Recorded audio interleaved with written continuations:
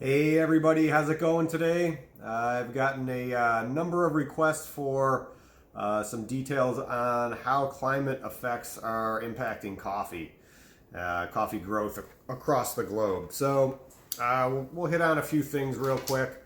Right now, we're seeing climate change or climate updates impacting things differently in different countries. We're seeing changes in rainfall. We're seeing increased disease and pests. We're seeing bigger storms, stronger storms. And then we're also seeing, on the other side of those storms, we're seeing drought and high temperatures. So all those things are going to impact coffee severely. So with irregular rainfall, rainfall triggers flower bloom for coffee.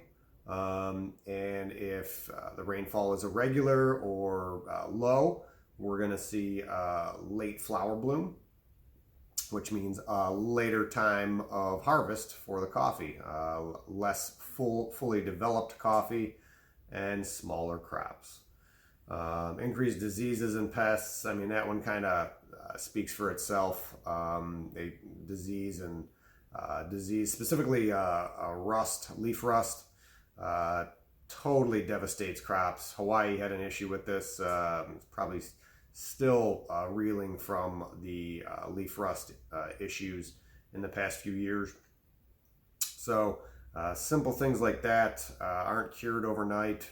They take years and years to come up with solutions, healthy solutions, not just some giant pesticide or herbicide that is just as bad as the actual disease or pest.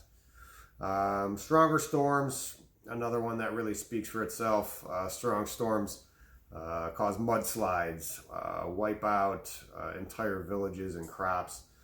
So we're talking about at least 5 years of damage, 4 to 5 years for new growth of new coffee before they actually start producing crops.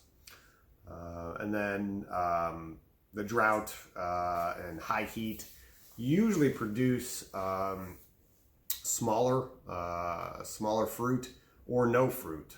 The plant tries to kind of goes into a survival mode where fruit's not produced. It tries to survive by producing leaves only, and those high heats and droughts, lack of water, will definitely kill or harm the coffee plants.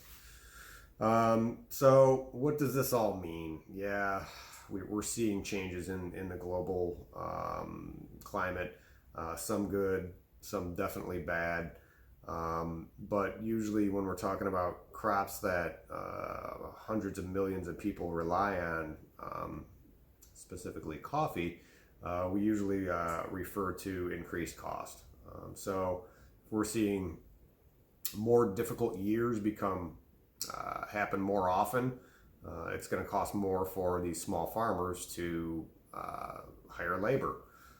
Or if they are using fertilizers may go up. So it's a supply chain issue from the ground up for some of these guys, which definitely leads to an issue for roasters like us. So fig leaf coffee here, we try to really stomach most of that increase for you and not pass it on.